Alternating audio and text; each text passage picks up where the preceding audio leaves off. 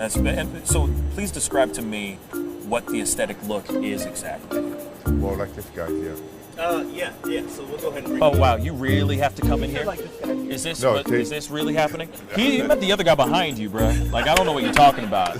I'm right into that bad boy. You can stay right there, behind the camera, behind the camera. No, see now you got me jealous now. That's okay. That's not no, fair. but you're more in the category like Lou Ferrigno, Arnold, okay?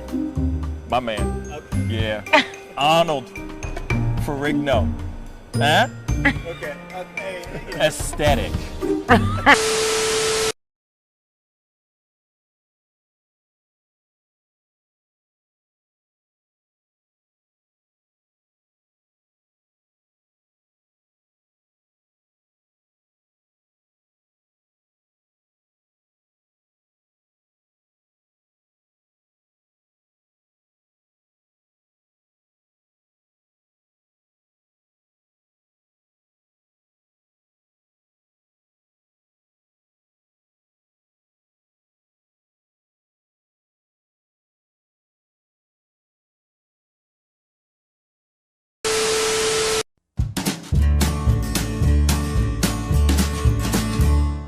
That's great, partner. You two ever go out place everything in its proper place? That does not make sense, but we usually do go. We head to Kroger's, and we work. Oh, yeah. I've got a lady waiting for me back home also. She has the most beautiful scrotum.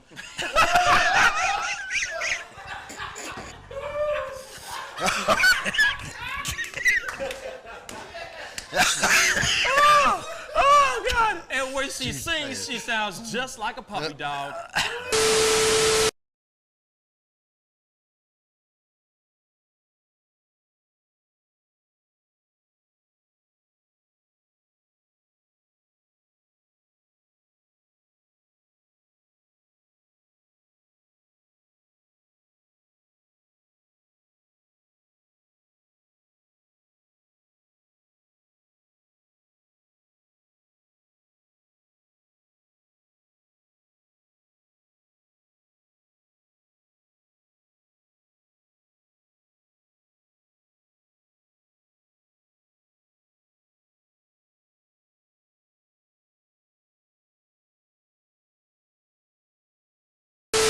How do you nail a photo? Just gotta get in the mode. You gotta talk with your eyes.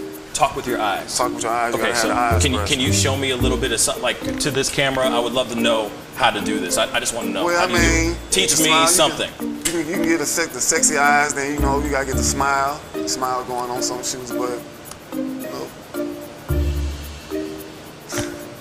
Wait, hold up. You got. I gotta when try it's this. time, with when, you. it, when it's Hold time on. to laugh, I gotta try you this gotta with think you. of something funny and start do, laughing. do it again. Do it again. How do you do it? Teach me. Sexy eyes. The sexy eye. This is sexy eyes right here. Smizing? Smile. So you're smizing. Smile. Okay. And then you gotta get the. No, I look like I need to take a poop or something.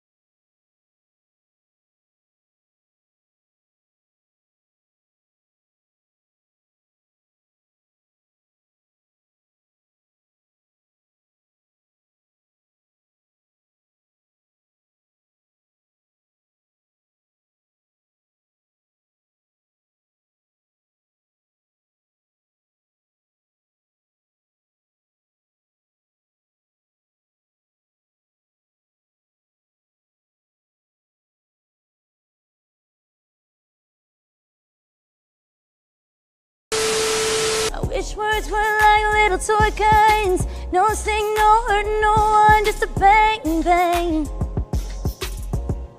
Right? Is that it? Yeah, it's something like that. Just a bang, Toy bang, guns. rolling off your tongue. Toy guns. It's no smoke, no Bang, bang. bullets. Water guns. All right.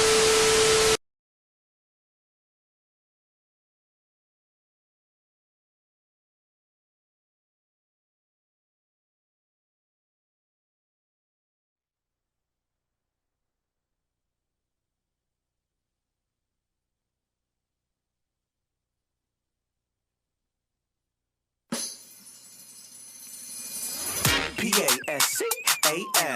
You are now rocking with that dude Pascal.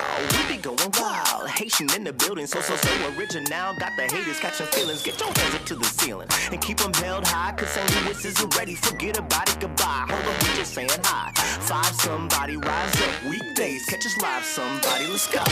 Good morning, everybody, and welcome to the Pascal Show. Good morning, everybody.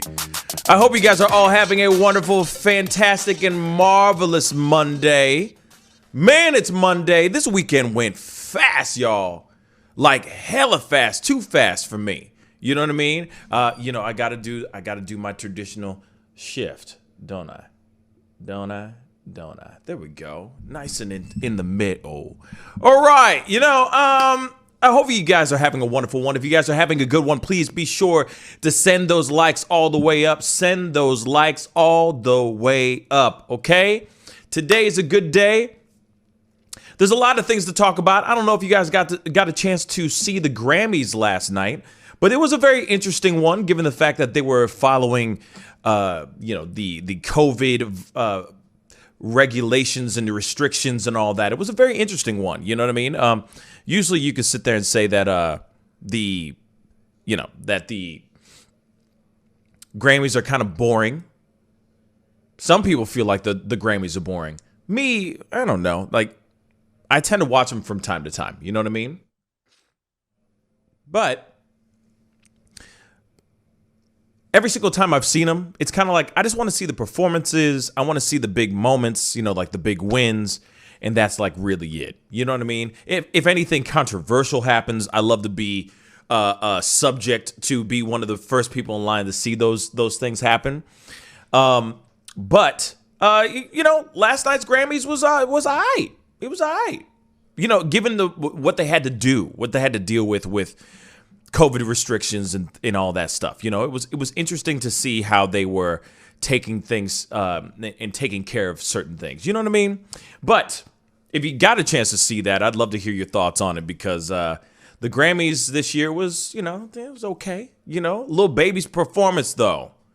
Actually, it wasn't really his performance. It was everybody else that was involved in the performance, his ensemble, and how it all was set up and everything. Man, was that dope. That was dope as hell. It was like a piece of theater in the streets. I thought it was really dope. That was probably the best part of the whole thing, in my personal opinion. You know what I mean? Sorry, I got still adjusting. You know what I mean? Wake up in the morning, you still got all this phlegm and everything.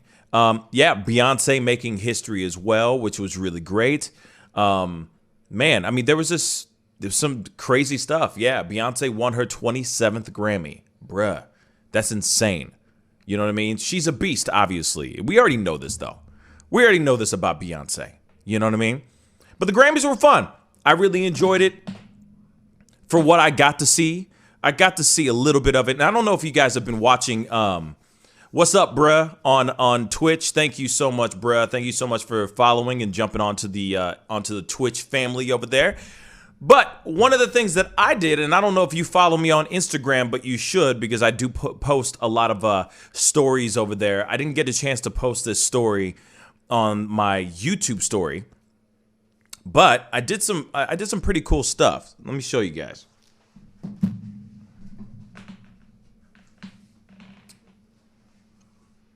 So I had my nephew over, right?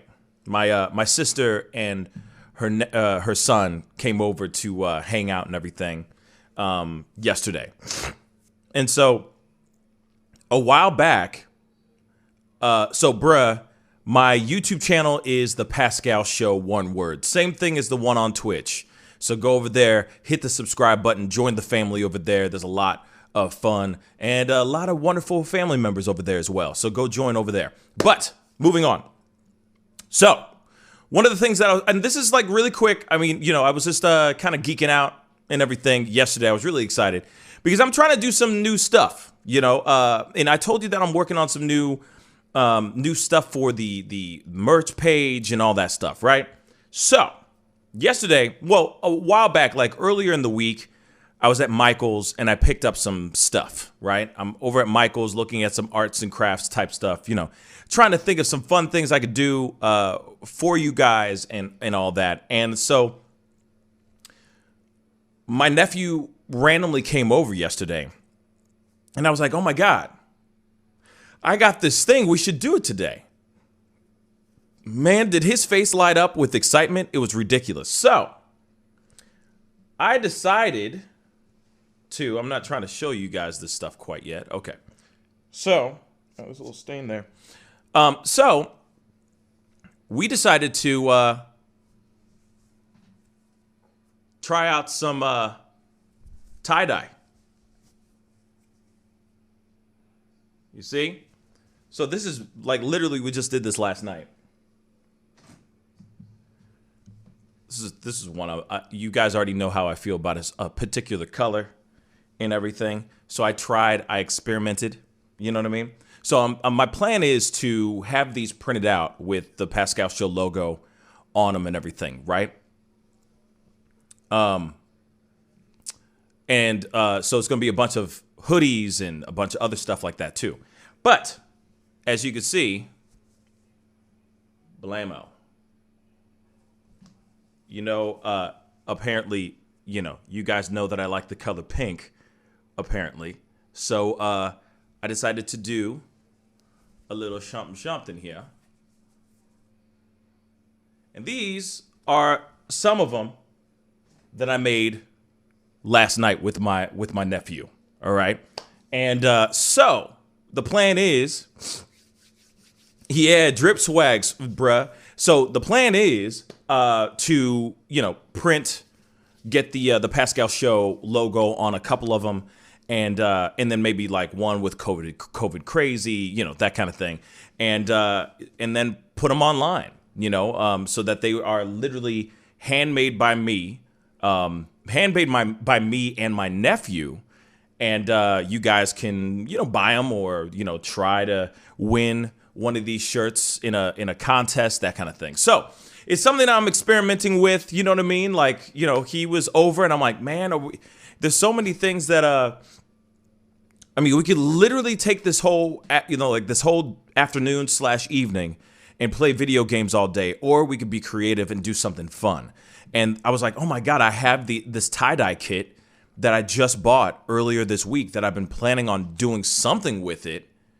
And lo and behold, he got super hype about it. And so we got a gang of them. Like I got a whole bunch of them in the other room just laying out and drying out. And I'm super excited about getting them out and sending them to you guys and all that stuff. So just so you know, in the next near future, right? In the very near future, we're going to be doing stuff like this. You know what I mean? And put that together. Yen said, that's cool. Are there going to be other colors? Yes. I wanted like the pink one. Hold on. Like the pink one. The pink one is so brand new. Like this was an experiment because all the other shirts are white. All the other shirts are white. But I wanted to try out a color just to see how it would come out. And if I made a mistake, then I made a mistake. I bought a bunch of T-shirts, a bunch of white T-shirts, and I just said, hey, I'm going to experiment. And if it works out, it works out. If it don't, it don't. You know what I mean? And so yeah, I decided, hey, I'm going to do this. I'm going to try this thing out, see how it goes. And it came out beautiful. Like, right? I mean, this is a pretty color, right? So my plan is to do other color T-shirts like that. and added into the roster of things, So I'm very, very excited about that. So I wanted to let you guys know. Anonymous, let me tell you. He says, Pascal, sounds like his weekend was more entertaining than mine. Let me tell you something. My weekend was very busy. I didn't really have a day off or time off. You know what I mean? Yesterday, Saturday's Speak On It Saturday was amazing, by the way. Y'all are fire. And the conversations that we had were fire. And so I think Speak On It Saturdays are for good. Like, it's set in stone. Speak On It Saturdays are going to happen from now on. You know what I mean? So I'm very, very excited about that. And y'all are amazing for those who call in to talk to me, argue with me, agree with me, disagree, whatever. Tell a funny story, crack a joke or two. I appreciate everybody. But so then, yesterday was another busy day of just putting, entertaining my little guy. My little nephew, you know what I mean? He's incredible. And if you were a fan of the show and have been watching the show for a while, you have seen my nephew Caden on the show a couple times in the past. He's a great, great kid. And so he and I bond a lot. When we can, I barely see that kid. You know what I mean? Like, that kid is amazing. He's one of a kind. And he's a huge, huge supporter and fan of the show as well. So when I was like, hey, I got these shirts that I want to do, that I want to tie-dye and maybe put some logos on it and all that. And he's like, oh, my God, let's go. And he was so about it. Like, all he wanted to do was tie-dye shirts. He didn't want to play one video game at all. It was like that. You know what I'm saying? It was so dope. It felt so damn good. So shout out to my nephew, Caden, because real talk, buddy, I couldn't have done that without you. So, more of those are coming. Did you see the stuff, David? David's here now. Yeah, it was looking sharp, man. Yeah, Did you man. have a child labor task force to depend on? Yeah, gotta love those. Under 13 years old. You know what I mean? Hey, they have small hands. They could take care of things, and then they work till they work till their bone. They work to the bone. You know what I mean? They never complain. All you got to do is give them food, some candy, and then child labor. It's great. It's fantastic. I love how you just destroyed all that, wonderful bonding moment that I had with my nephew into child labor. But thank you. I appreciate it. It's how you grow close, through adversity. Sure. Whatever you want to say, my buddy. Child labor, that's how you bond. Bonding through child labor. But yeah, I just recommend anybody out there, try it. You know what I'm saying? Like, we tried different types of ways. So the ones that I like the most are the spiral ones. I just like the way that they turn out. But we just, like any other person, we just used YouTube, love. We just used YouTube. That's all we did. We YouTubed it, said, hey, what are the different ways we could do this? How can we do this? Blah, blah, blah. And then just made a bunch. Now I got to go and buy a whole gang more of tie-dye. Because we went through all of them, and I did about 10 shirts.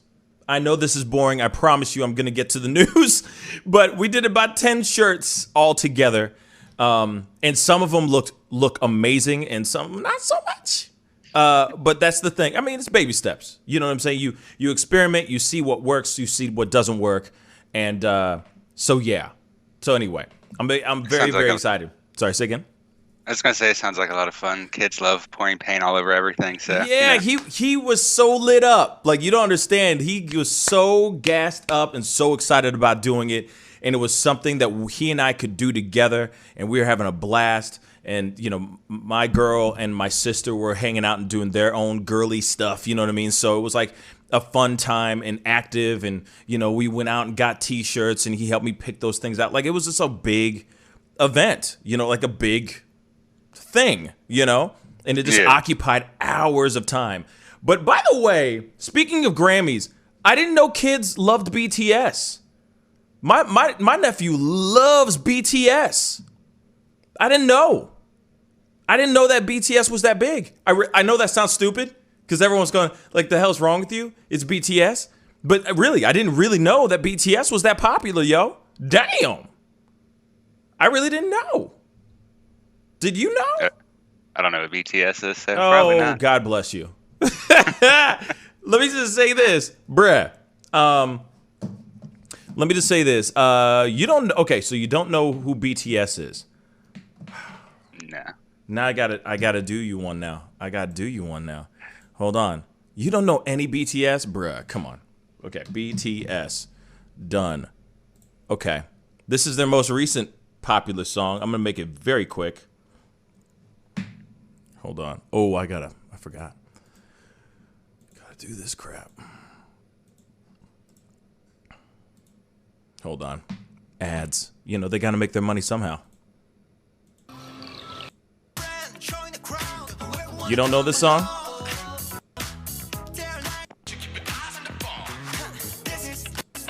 Where is it? This.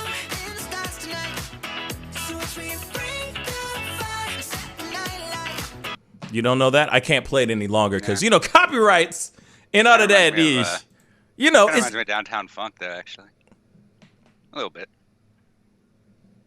Sure.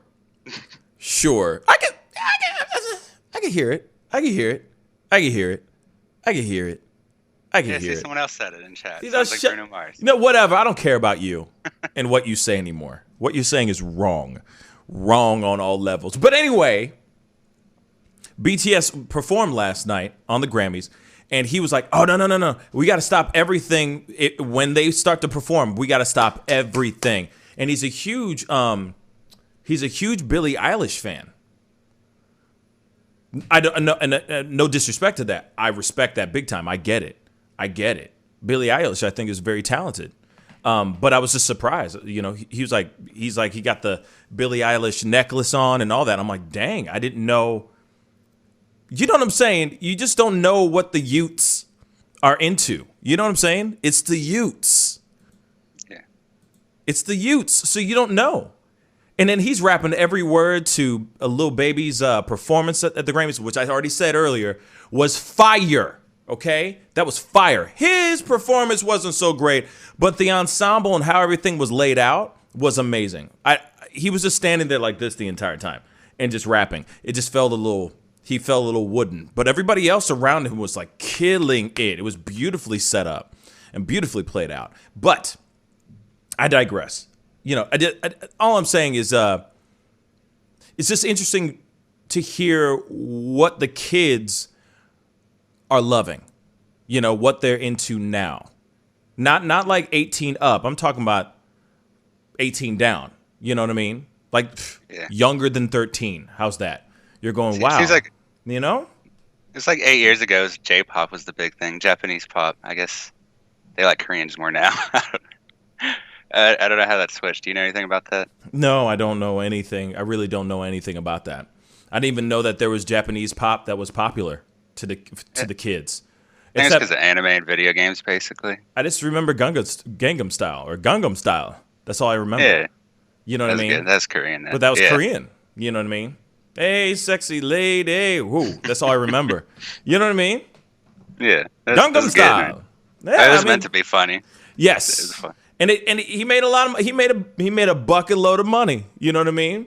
But that's interesting. Anonymous just said, thank you for the super chat. He said, put this towards some purple and blue dye for me and an ice cream for the nephew to pay for his labor. Thank you so much, Anonymous. Thank you so much, man. But like I said, with those tie-dye shirts, that's the plan, to make some more, put them all out. You know what I'm saying? Sell them online or whatever. So that you guys can have a thing, you know, get your hands on some of those. So anyway, just so you know, that's what's going on. But anyway, we got to jump into some of these stories now. It sucks because now we're going into some serious convo, and it sucks. It really, really sucks. But there was a lot that happened over this past weekend and all that, and I wasn't able to get on yesterday, which actually ended up being a godsend because I needed some time off away from this room. But one thing that was popping off is this whole story about Sara Everard. Everard. Yeah, Everard. And the tragic thing that happened to this woman. She's a woman who was in England, walking down the street, that suddenly ended up disappearing. She just vanished. And then a while later, they find remains of a body that they're saying is her. Now, this is apparently a huge problem. I mean, this is not apparently. Sorry for the lack of better words. It's not apparently. This is a thing that most women have to deal with on a daily basis. It's the fear of walking home alone at night, sometimes in the middle of broad daylight.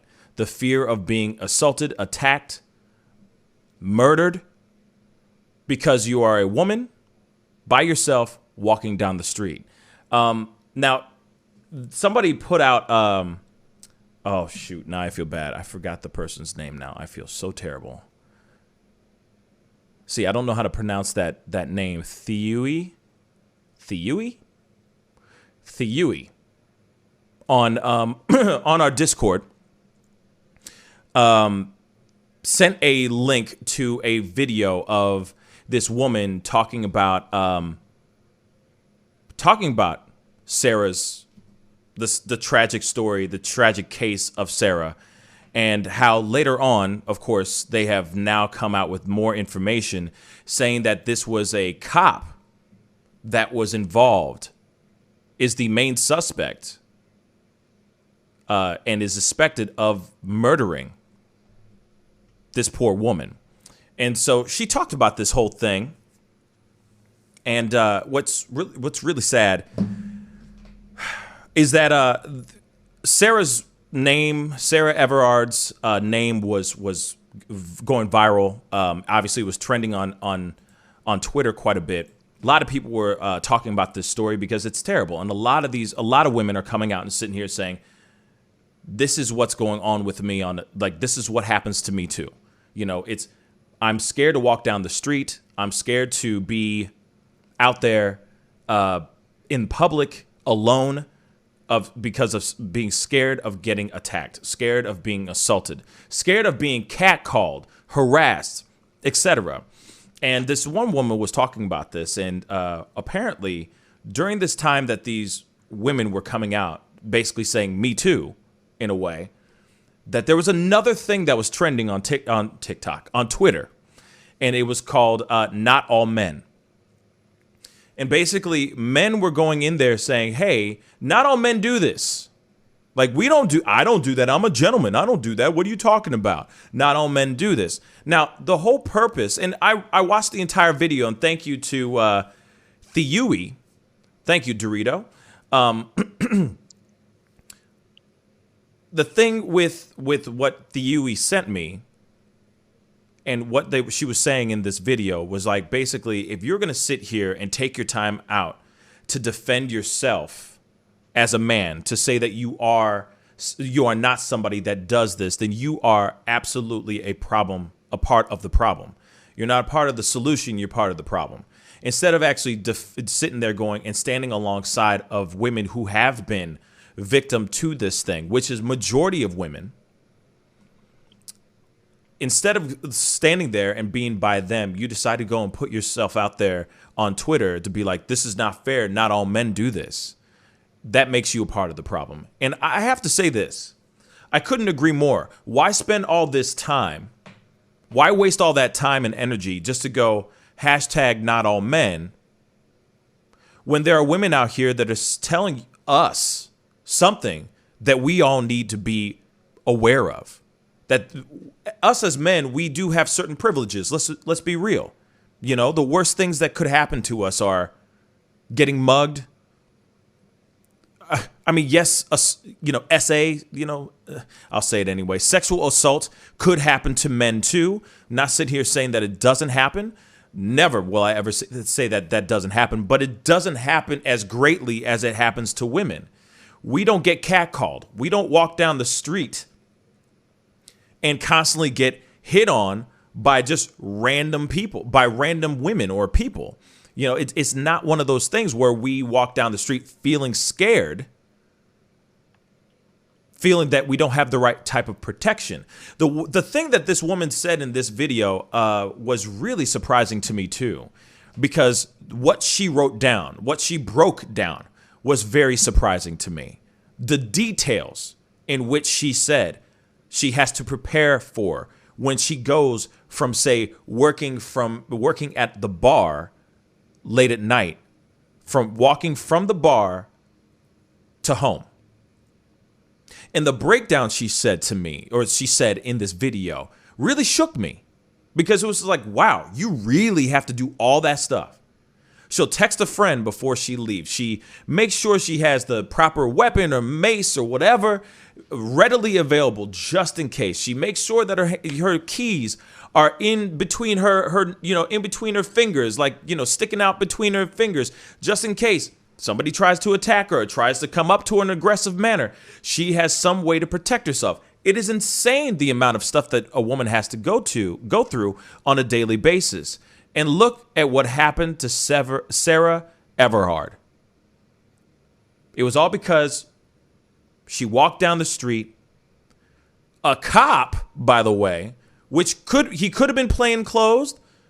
That could be it. Or he could have been dressed up as a cop. She felt safe with said person if he was dressed in his uniform. And he still allegedly took this woman's life. And there's so many people out here. Like I said, there's a lot of men out here that are sitting here getting all up in arms and angry about this story. They're not, the tweets that are going out there, they're not sitting here saying that all men do this. They're not. They're just accounting their stories of dealing with terrible, terrible men that don't have proper manners. I mean, this is almost identical to that police officer not too long ago who was giving women rides home from bars and raping them on the way because he said that he would protect them because he was an officer. Facts. And God knows what he said. God knows what he said to her. God knows what he said to her. Period. He could have said a lot of different things. You know what I'm saying? And like I said, I'm so sorry for starting off the show on such a sad note, but there's a lot of crappy stuff going on that went on this weekend that we still have to cover. And so that's the thing, guys. It's really frustrating to hear us as men aren't willing to sit here and hear this. See, this is what makes men sometimes really hard to deal with. We tend to be very, very stubborn. We are very tunnel visioned. We only think sometimes we think with this and sometimes we think with that other thing down there too. But a lot of times we are very tunnel visioned. We are very stubborn. We are very, let's just say, righteous, overzealous. We are men. It is in our DNA to be a certain way. But we can unlearn certain things. Like we can learn to listen. And when I see something like this that's going on, right? When I see something like this that's going on Twitter, I'm just like, yo, come on. There are so many things that they're trying to tell us that maybe we need to prick up our ears and actually listen to. Because there's a lot of men out here that have no earthly clue on how to, one, approach a woman properly, or when to stop. When it starts getting awkward. When it gets a little bit too much. That's something that we all need. Like a lot of men need to listen and we don't. Because we think, oh, it's so frustrating. I'm sorry. I don't mean to go on this tangent. I'm going there. Just ride with me, y'all. I love y'all. Thank you. But one thing that drives me nuts, like I'm out with my friends, right? We're here chilling. We're at this club, whatever. And it's interesting. Like, okay. We're going there, guys. And of course, we will be talking about the rest of Sara Everard, okay? But here it is, y'all. And I appreciate all y'all listening to me here. But one thing that drives me crazy is, okay, so we're out. We're at the club. I'm happily in a wonderful, unbelievable relationship, okay? So I have no need to run around and try to talk to any ladies. But I'll have my friend, right? I have my buddy who's clearly single as hell. And he makes it unbelievably known. No one's sitting there going, oh, unbeknownst to me, he was single. I didn't know he was single. No, everybody knows it. The wind knows it. The dogs know it. The birds and the bees know it. Everybody knows this dude's single. You want to know why? Because he will hit on every single thing that's in a pair of heels, right? But this time, instead, it's the way. It drives me nuts. And maybe, I don't know, maybe it's just me, but it's the way men hit on women. It's the way men hit on women. Now, I'm not sitting here saying that all men that approach women are wrong. No, you gotta step up. You gotta shoot your shot. But there's a way of doing it respectfully. And there's a way of doing it without being overzealous, without doing it too much, without trying too damn hard. Sometimes it comes off extremely, extremely desperate. To the point where the girl's like, ugh. And I'll be real. There are times when I see my boys do this and I turn to them and I go, bro, did that really work? Does that ever really work? How many numbers did you get off that kind of swag? That kind of approach to a woman? Does that really work? Word? Okay. And I just sit there and I just watch, because it's hilarious that they put on this, like, they puff up their chest and it's like, hey, Johnny Bravo kind of thing. And it's like, bruh, that's not how it works. If you're trying to find a woman with substance, or if you're just trying to find a woman. Well, here it is. A lot of times when I see a woman that does that falls for that kind of stuff, I'm like, all right, no offense to any woman that has fallen for that. Some of y'all unlearn. You know what I mean? But for some weird reason, these men still do this thing because it worked for them in the past, y'all. So then they turn this thing on and they keep playing this same number. They keep playing this game. They keep betting on black. They keep betting on black 22 every single time because they know that it worked for them in the past. But then it just turns into something more and it gets even worse. It gets even worse. It's like overly too much. And you're like, yo, man, oh my God. Like, just, she's not interested, dude. Just walk away. Quit trying. It doesn't matter if you got a Louis Vuitton wallet with platinum freaking credit cards in it. No one cares. No, she's not interested. Move on.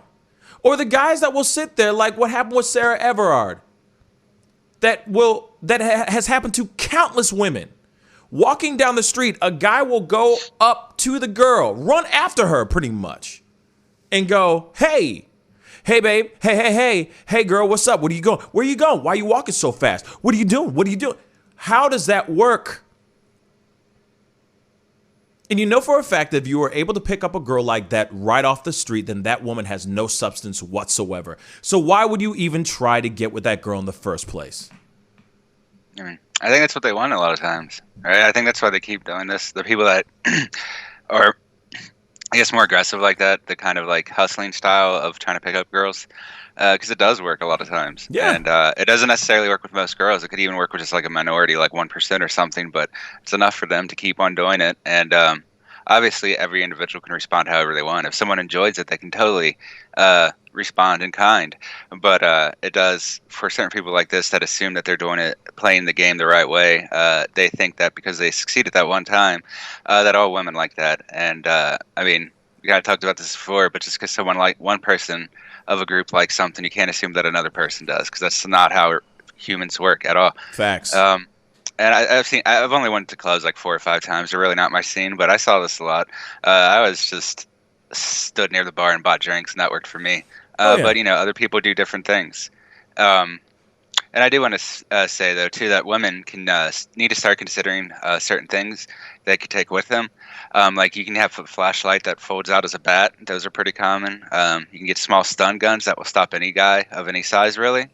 There's even purses that have like where the screws, or not the screws, where the like metal decorations are. You can just pull it out with a knife. So like there's all kinds of minor tools to help women defend themselves in these situations that are hidden. Yeah. And I think it's important that everyone that cannot defend themselves in another way takes something like that with them, especially like a stun baton or something. Yeah, you know, and I think that's very important too. It's like, all right, if you know you're going to be walking home late at night, put on some running shoes. I hate to say it like that, but I'm going to keep it real. You know, I know, oh, that's an extra thing that you got to put in your bag and that kind of thing. And now I got to have this oversized purse.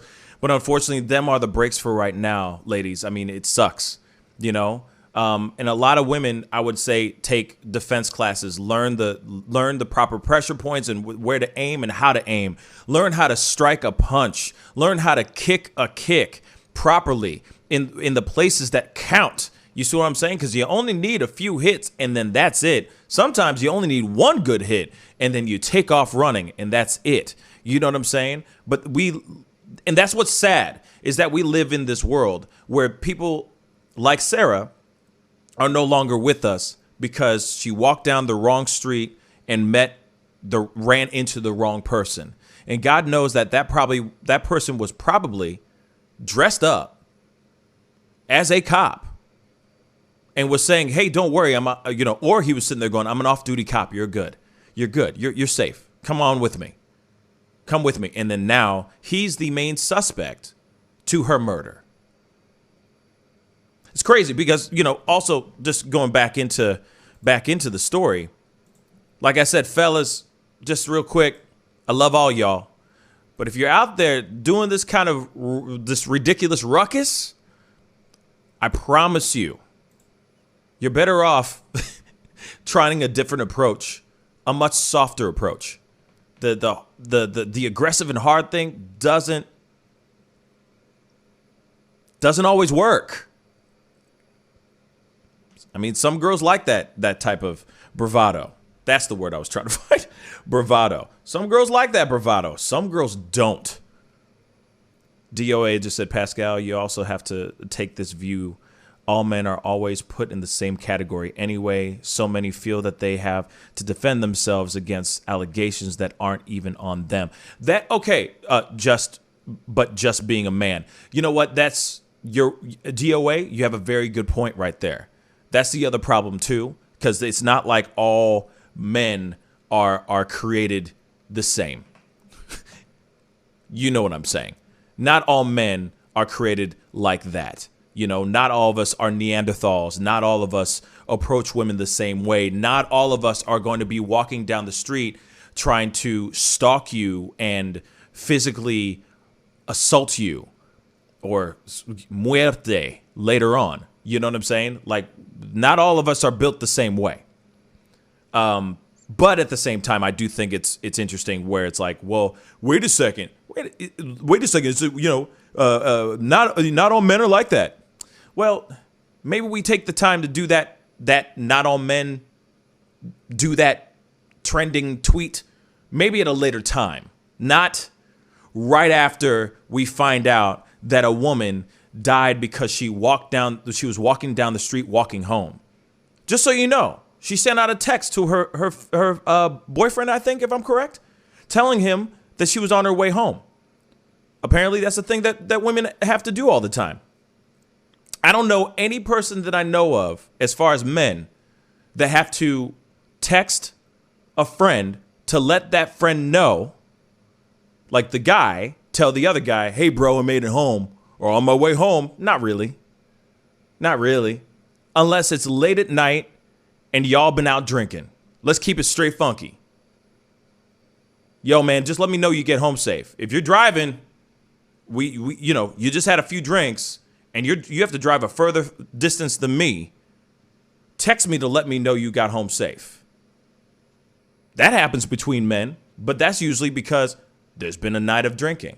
There's been a night of consumption, you know, and that person decides, hey, I don't want to jump into a Lyft. I'm going to drive my ass home. Okay, man. Just text me when you get home. Sure, bro. You know what I mean? Text later. Yo, I'm home, bro. I'm home. You know? Next day. Man, I can't believe I woke up with Doritos all over my chest and, you know. Man, everything smells like White Castle. You know what I'm saying? You get that. But not every day do you have to text somebody every day. Right? Every time you leave somewhere. Hey, babe, I'm on my way home. I'm walking right now. And then she disappeared. Because she happened to be one of those unlucky women that walked home alone and was stalked by some idiot piece of trash human being. So when they talk about this on Twitter and everybody's saying, hey, we're not alone. Like, we're not alone. It's a moment of solidarity. It's all about timing, too.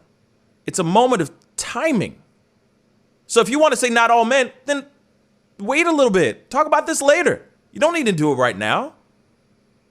Someone died. A woman died.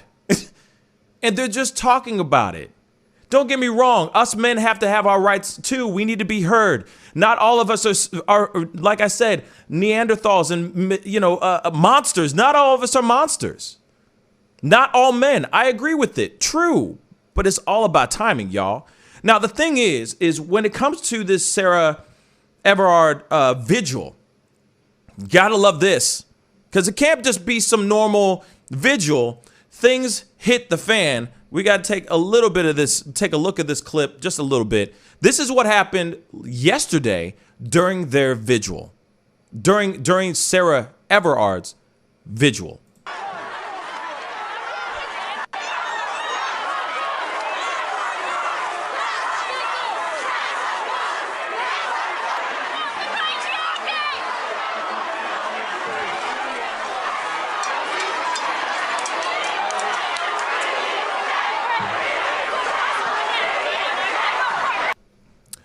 It's crazy. These women, people gathered together for a vigil for Sara, and it turned into this right here. Turned right into this. What for? Apparently because they were violating COVID restrictions.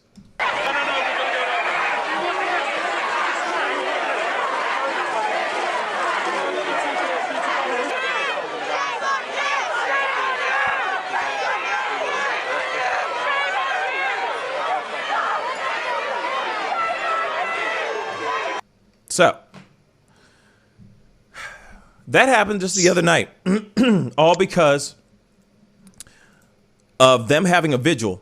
And the last thing that, like right now, because obviously people feel the women, especially that group of women that got together, feel some type of way about the police right now too. Isn't that funny? So they're feeling some type of way about the po-po over there, right? Over across the pond. All right. Now, you're seeing women getting arrested, getting detained because they wanted to make their voices heard about how wrong this whole situation is. And the fact that the person, the main number one suspect that they have in jail right now is a cop. And then they go attack her vigil, too. They go and attack her vigil. I'm just saying, bad look. It's a very, very bad look. Very bad look. Lo and behold, they go, they get together. They join forces basically saying this is wrong. It's a vigil. From my understanding, it was a peaceful vigil. Cops came in and mucked that all up. Had to arrest some people. What for? What for? What'd she do? What'd they do? They got together. They wanted to talk about some things. Had absolute every right to get together and mourn for this woman. Because they're tired of these things happening to them. In fact, this happens all over the world. Come on. This is not a new thing. It's not a new thing. It just happens to be something where they just said we can't take it anymore. Period. And I couldn't agree more, because here's the thing. This is the same thing that's happening, that's happened to any person that's been a hashtag as well. Black. As Lax Paint just said, perfect example. I remember reporting that story, breaking that story. Elijah McClain's vigil. These people are sitting there peacefully protesting. Peacefully, actually, it's not even protesting. They're just having a vigil. Then there's people who are pulling out their beautiful violins and their stringed instruments, playing classical music, and trying to send his spirit off in a way and remember him in a beautiful and positive way. And then what happens? Popo comes in and mucks it up again. Pepper spray, rubber bullets, all kinds of chaos and everything. Now you see this over here is happening across the pond. Women are coming together because they're so tired of it.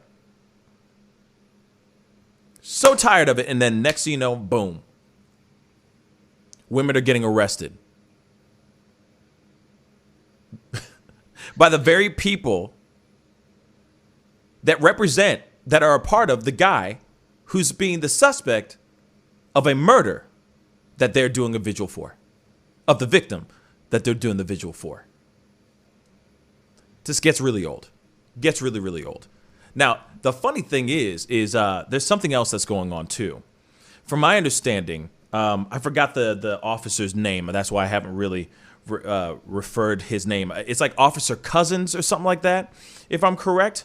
But Officer Cousins, just a few days before that, exposed himself. He had exposed himself to someone. Days before she was abducted. Days before she went missing. Wayne Cousins, looks like. What's his name? Wayne Cousins, yeah. Yeah, I've been hearing his name being Cousins. Not Cousins, but Cousins. All right. He exposed himself. Thank you, though, for the... it's Wayne, right? Wayne Cousins? Yes. Yes. So Wayne Cousins exposed himself days before Sara Everard went missing. So there was already something out there about him, but he was still patrolling the streets. It just doesn't make sense to me. It doesn't make sense. But this is the problem I have with 5-0. Okay? This is the issue that I have with 5-0 in general. And it don't make sense. That's the part I have a problem with. Have all this stuff that's going on. You could do many, multiple different terrible things, and you're still out there in the streets patrolling the streets and making people feel like they're safe. And these are huge red flags. Huge red flags. Yeah. Sounds like someone in chat had a friend that was there, actually. I don't know if you wanted to open up calls or anything, maybe. Wait, where? Who? Noli. Noli? Noli D, yeah. Hold up. Read the comment. I don't know where it is. I'm looking for it. Let me find it one. She said, I lost it now. 1 second.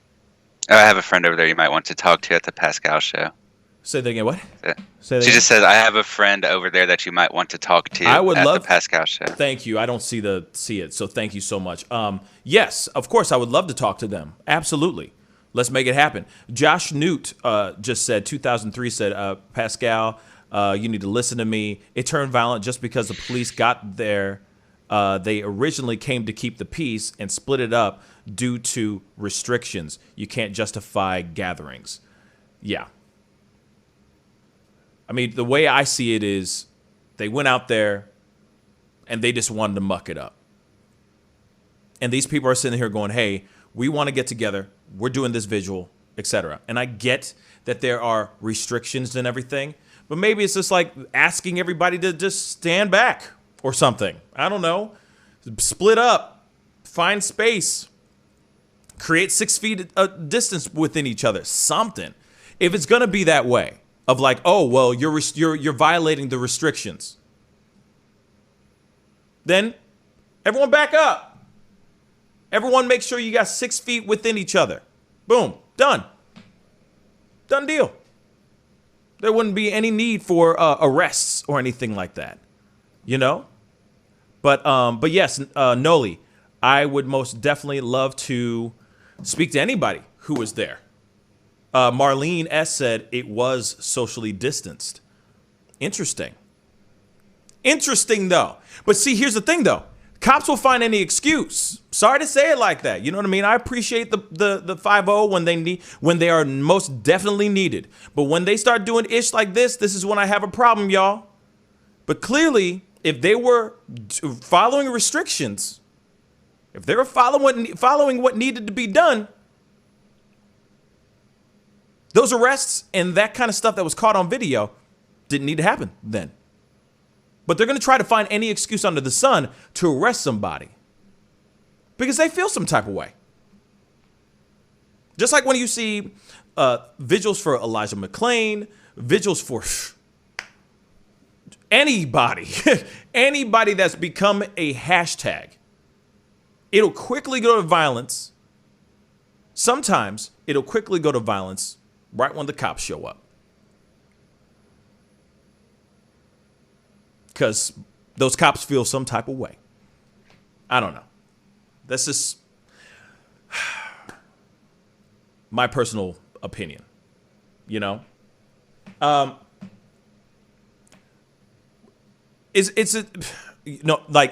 Noli, if Noli has that person, please, contact us through Discord. Because I know Noli is a member on our Discord and everything. So please go message me through there, and then we can set something up, because I would love to rap with that person and just hear their first-hand account of what happened during this vigil. It just doesn't make any sense, that these women are now getting arrested for doing exactly what they had every right to do. You know what I mean? It's just ridiculous. Go ahead. I was going to say that this isn't too unusual in the UK or Australia from what I've seen lately, at least for the past, say, 3 to 4 months, maybe a little longer. They have been typically using armed guards with batons and shields to raid anything from like a farmer's market to funeral gatherings, things like this. So, I mean, in these places where they have these stricter lockdowns, they have been actively already crushing down on these things. So in that way, it's partially consistent, but at the same time, this is exactly the kind of lockdown things that I dislike. I mean, we already know that, CDC, the WHO, every health organization warns against them in the first place. So it's not really a health thing in the first place. It's largely political to begin with. So if every health organization is warning against it, and it's mostly enforced by the police gathering against them, that's kind of taking it to a darker place. Yeah, it's just, like I said, it's very sad how things have been getting, and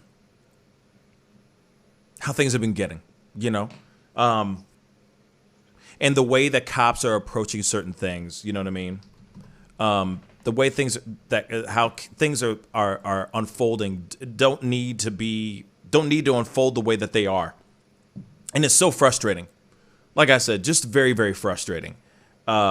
Because last thing you need the cops to do, or last thing the cops want to be, is look like they are the villain. But they constantly get thrown into the villain category because of things in moments like these that we just saw.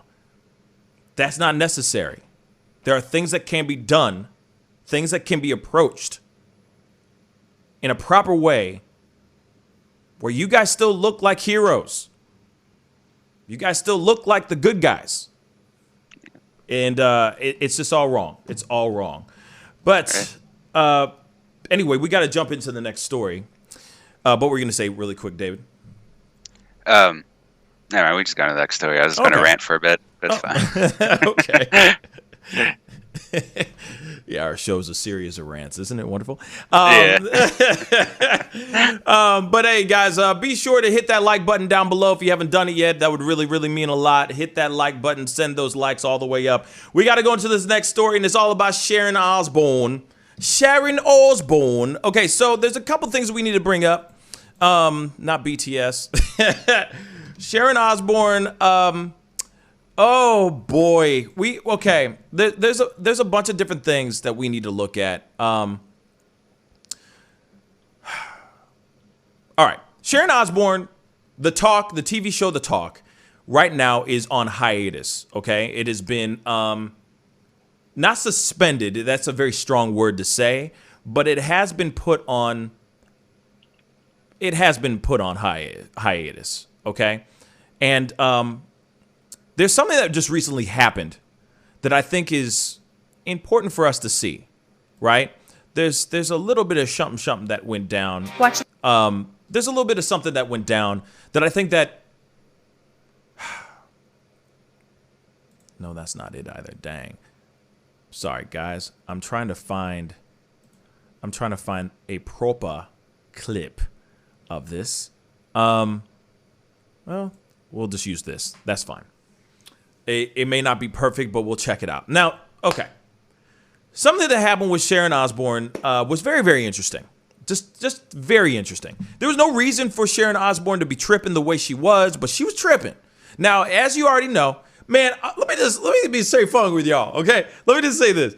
Meghan Markle is not only the Meghan Markle interview and the interview with Oprah and everything is not only destroying the royal family, but it's also destroying other people's shows and other people's lives, apparently.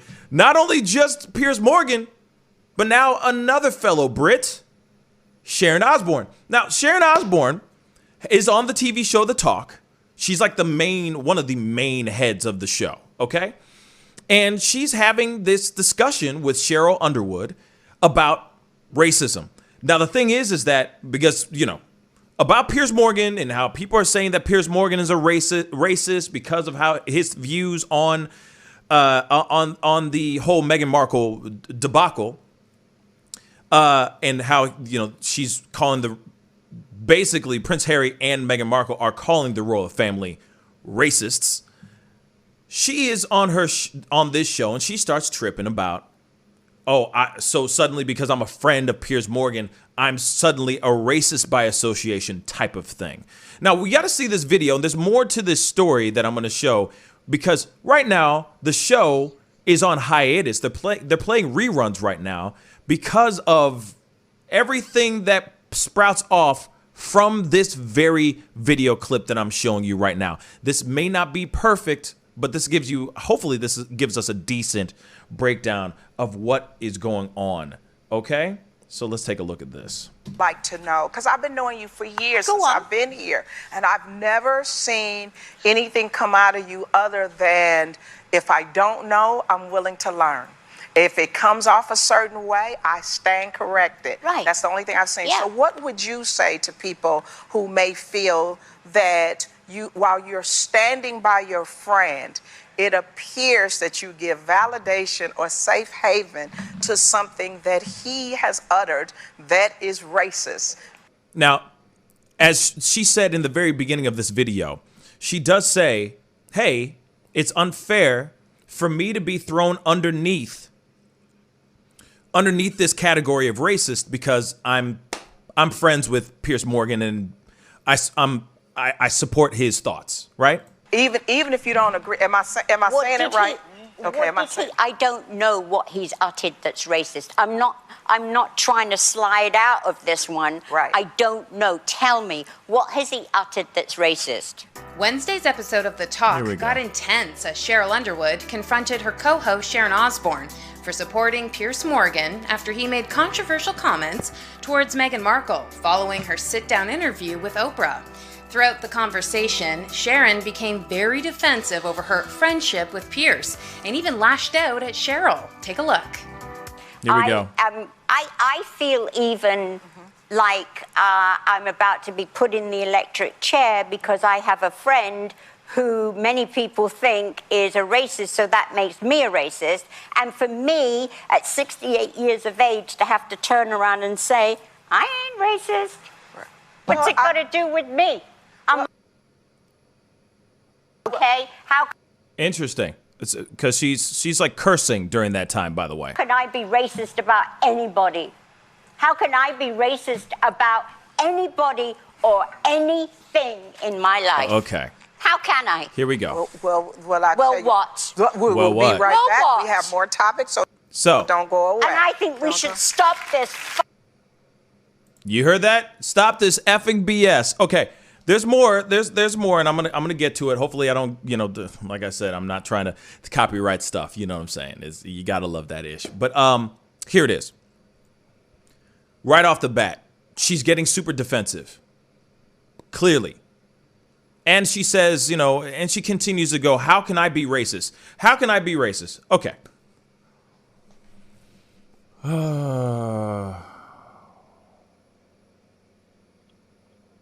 Usually the main thing, okay, the dead giveaway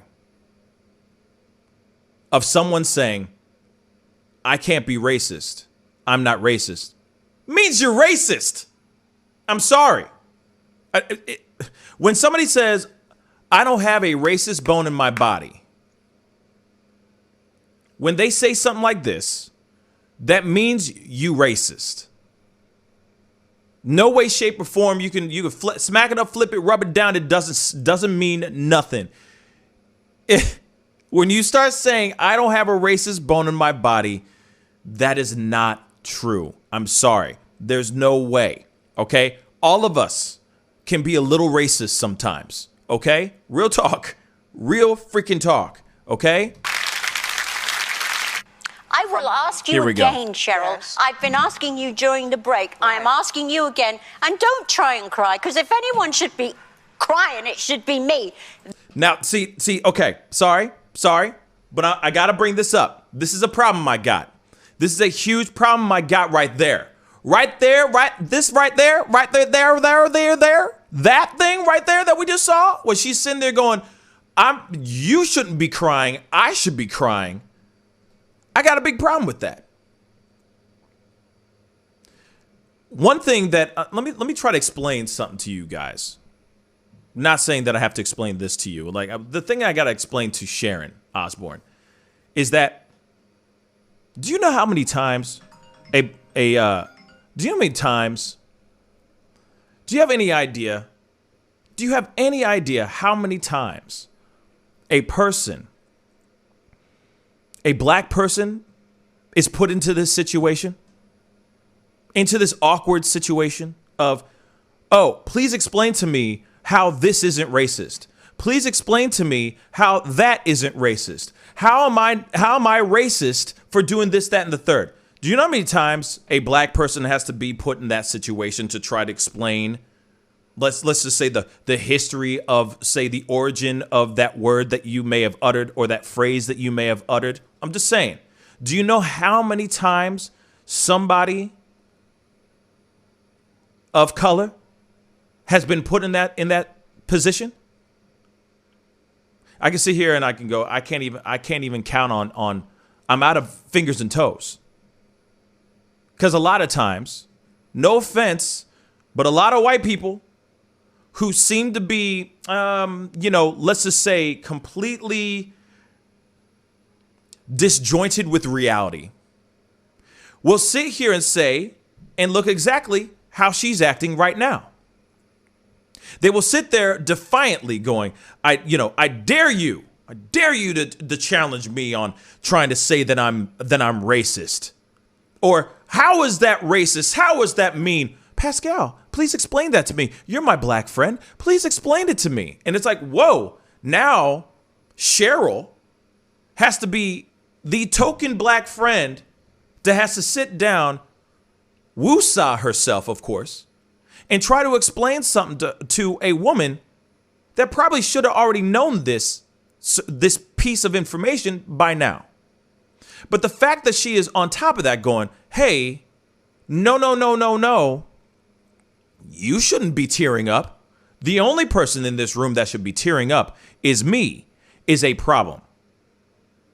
That clearly shows that you're not willing to learn anything. You clearly are stuck in your ways. You're not going to change. I mean, she old. Okay, you can't teach an old dog new tricks, apparently. But at the same time, if you're going to turn to a woman and ask her or bring up this conversation about racism, and you're not even willing to listen to her, Clearly, you're not willing to listen to anyone, and you're going to stick to your own laurels. It's not going to change. You ain't ready to change. You ain't wanting to change. And that is the problem with most people these days. You'll let Cheryl try to explain to you, but it goes in one ear and out the other, and then 5 years later, you're having the same damn conversation, except this time, cameras won't be rolling. You'll be home, sipping your tea with your token best black friend, asking them, please explain this to me, and then the saga continues. It's very frustrating to me about this piece. This is the situation. Yes. You tell me where you have heard him say, educate me, tell me when you have heard him say racist things. Educate me, tell me.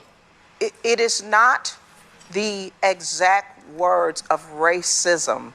It's the implication and the reaction to it. To not want to address that because she is a black woman and to try to dismiss it or to make it seem less than what it is. That's what makes it racist. But right now, I'm talking to a woman who I believe is my friend. Now, we can't watch this whole thing because I don't want to watch this whole thing. But let me tell you this. I give Cheryl Underwood serious props. Serious props for having as much patience as she did have. Because Sharon Osbourne did not need to get so defensive and get all up in her face like that. There was no reason for that. You're asking an honest question, you're going to get an honest answer. And if it's awkward and hard for this woman to speak to you in this way, because obviously this is your friend, this is somebody you work with countless times, and you respect her opinion, then you should shut up, sit down, and listen to what the woman's saying instead of getting defensive. Because obviously, like I said, you're not willing to listen to what she has to say. You're not listening at all. What were you going to say, David? I was going to say, I think part of it too might be. Quick question: is this Ozzy's wife or is this? His daughter? This is no. This is Ozzy's wife. Wife. Okay. Yes. So she is older then for sure. Yes. I thought so. I just wasn't positive there, but either way, you're good. I think part of it is that two, they seem to be talking about a different thing here. The Osbourne seems to be expecting an overt thing, something overt. Like you can point to this, like he said this about black people. He said this, or we did this thing that offended people. Mm-hmm. But the show host, on the other hand, seems to be talking more about the subtle aspects, and she doesn't seem to be. They don't seem to be connecting on that level, right? She's talking about the net behavior of the individual, while Osbourne is talking about how. Pretty much just looking for like this kind of extravagant outwards display of racism, and it just seems like either she's unwilling or it's just unaware of like the different ways things like that can present themselves. And she's definitely defensive. I mean, I don't know why she's offensive per se. I can only guess, but I think. Part of it is because she doesn't want to be called racist. Maybe she does have something there. I don't know. But we're gonna get to it. I'm getting to that point. I'm getting to that part of the story. Trust and believe. We're getting to it. But I wanted to show you guys a little bit of the background story before we get into this next part, because it's a much bigger story. You see what I'm saying? Okay. Kind of like the Sara Everard story is a much bigger story than just a cop being tried now for the murder of her life, you know what I'm saying? And then of course the attacks that happened, or not the attacks, but the vigil, the stuff that happened at the vigil. This part though is important because you see this, and then there's more to it. So there's a reason why. But and I love what you just said, David. I just want to make sure that all right, we see everything first. That we see everything first, of course. But there is parts of it, and I like I said, I love hearing your 2 cents on stuff. So it's not that at all. Now the thing is that there's more to this story. Now I just told you that the talk has been canceled, or the talk has canceled a couple upcoming shows, right? They're doing a deep dive into something that I found very interesting. Because of something that Holly Robinson Pete said. Apparently, now, the talk cancels upcoming shows as CBS begins probe into Sharon Osbourne's defense of Piers Morgan and denies calling former co-host Holly Robinson Pete, quote unquote, to Ghetto. Yes. So that's the whole title of the story today, but this is it.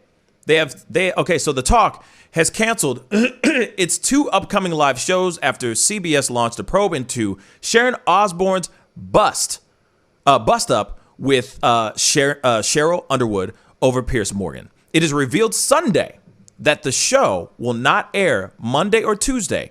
Wednesday's show is set to go ahead, apparently Deadline reports.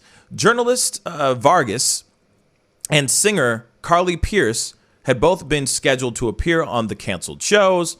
No one really cares. Okay, Osbourne had launched into a passionate defense of Morgan on Wednesday's The Talk, one day after she had also tweeted her support of him. Her resulting spat with co-host Underwood on the issue is now being investigated by the network. I mean, clearly, we all saw that it was really, really bad. I mean, like I said, she's not willing to listen. She's not listening. You see it in the video. She's not listening. She is so defiant. She is so set in her thoughts that even when Cheryl is trying to explain to her the stuff, and you got to remember though too, there's a lot of pressure on Cheryl too, because you're going, hey, Cheryl, representative of all black people, speak on behalf of all black people to me. And that's wrong.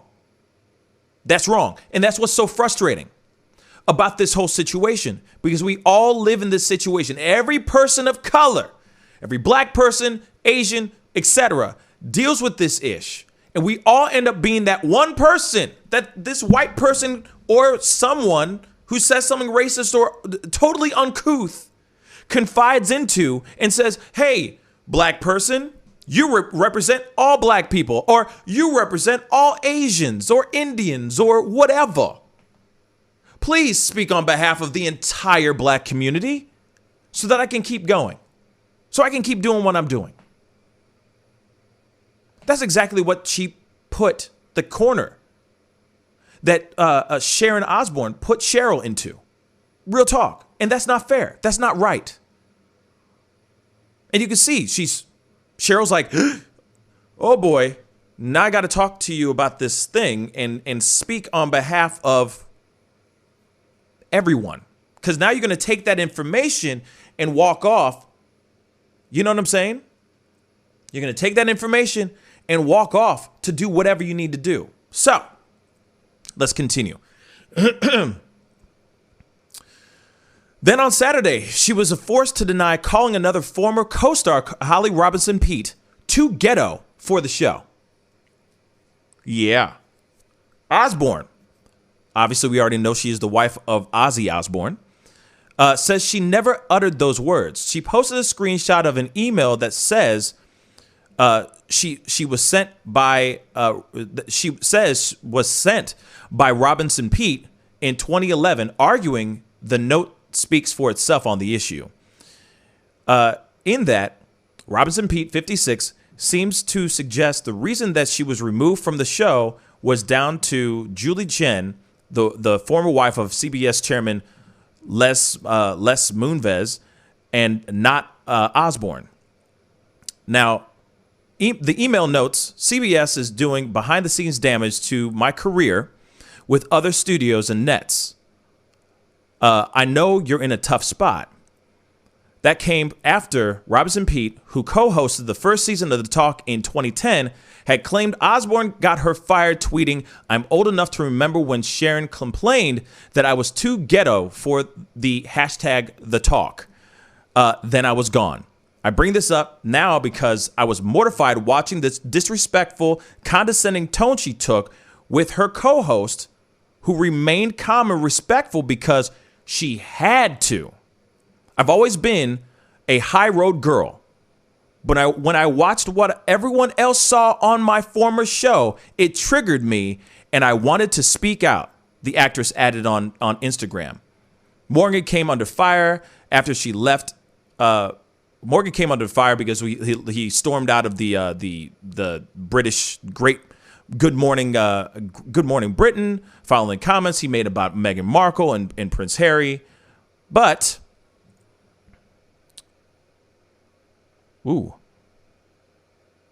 here is apparently, miss you madly. This is something, this is interesting. I've heard that someone, okay, so this is an email she sent to Sharon. That's very interesting. Yeah, there's a gag order. I've heard that you, like everyone else at the talk, are under some sort of gag order. A few brave souls have called me to wish me well and tell me the show is like a communist state where all are paralyzed in fear of the wrath of Julie. I have never seen anything like this in my life. The irony that you were the first one to quote unquote quit, and yet this is weird. We end up getting fired. It's and is just crazy. Okay. If you're angry at I complained to CBS about Julie and the racist comment, I apologize, but I owe it to my family to try to stop the venomous lies Julie is spreading. I don't know who Julie is. And now I'm being told I may need to take legal action to get her to stop trashing me. So this all has to do with, I don't even know who Julie is, actually, to be really honest. Maybe you guys know. But anyway, so now there are accusations. There are accusations of this tweet, or not this tweet, but of Sharon Osbourne saying that Holly Robinson Pete is too ghetto for the show. And she's denying these accusations. She's saying, I've never uttered those words. And I'm sharing an email sent to me from Holly 1 month after she was let go by CBS, which is a piece of that email, I guess, that we just saw a second ago. And yeah, so apparently they are saying now that things are being on hold with the show because she had said, allegedly, that Holly Robinson Pete is too ghetto. That's the reason why the show is on hold right now as we speak. Interesting. She said the only ghetto I know is the Warsaw Ghetto, and I think that's the only time I've ever referred to something like that.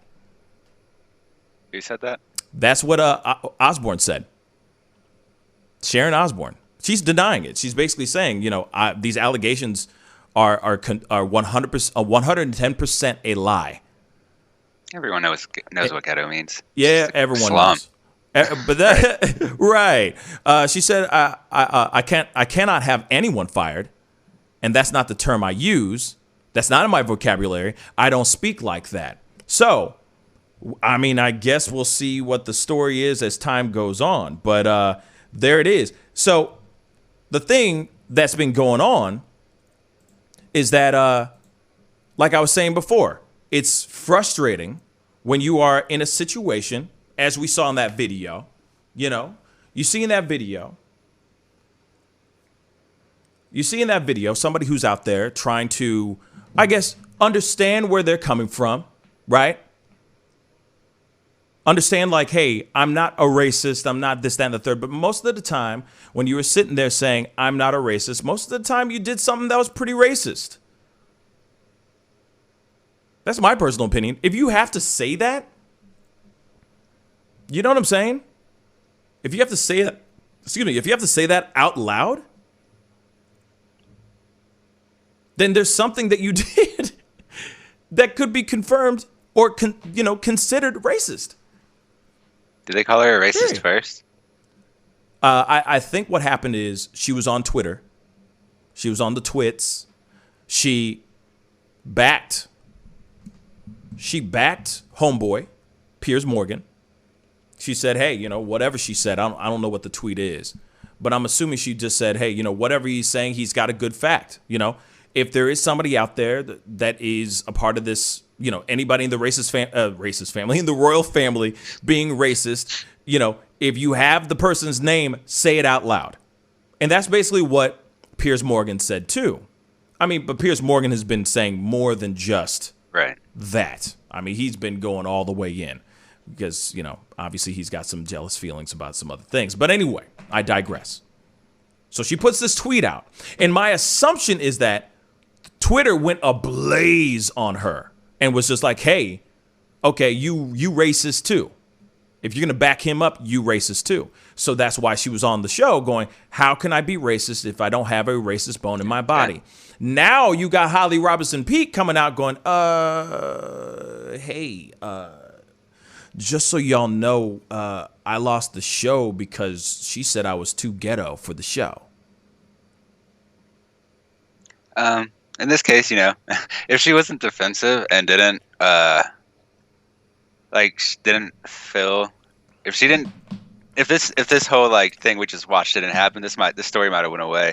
I think so. Like the fact that she went on there to say that she's not racist, even if she believed that, like that's part of what exacerbates the situation. I don't know exactly what she intended or anything, but it does give yeah. I mean, it just looks like that is, like you said, that's kind of not always the case, but just the defensiveness of it is a little strange. I think if I was in her case and I didn't do anything I thought was racist and someone said it, I would just kind of ignore them or just rationally explain why I didn't think it was. I don't think I'd get defensive, but maybe that's just me.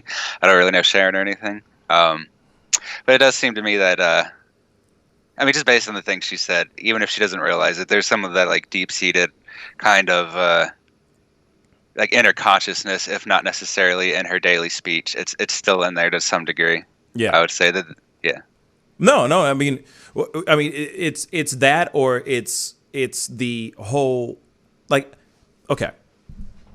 Let me try to say this, and because I try to, and I'm trying to get comfortable too. So here it is.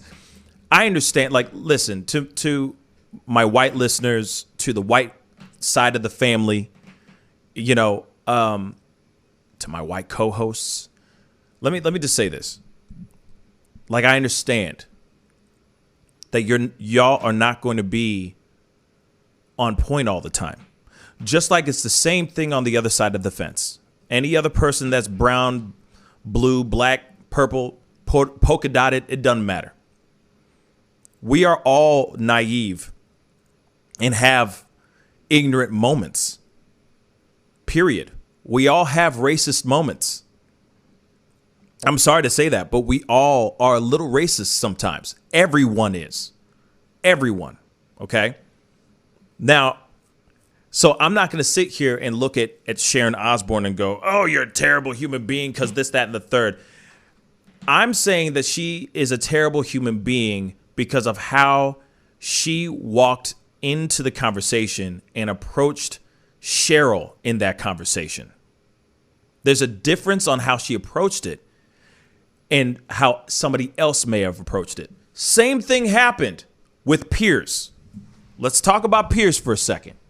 Piers screwed the pooch hard. Why? Because it wasn't what he was saying. It was how he approached the situation and how he walked off the set during said conversation.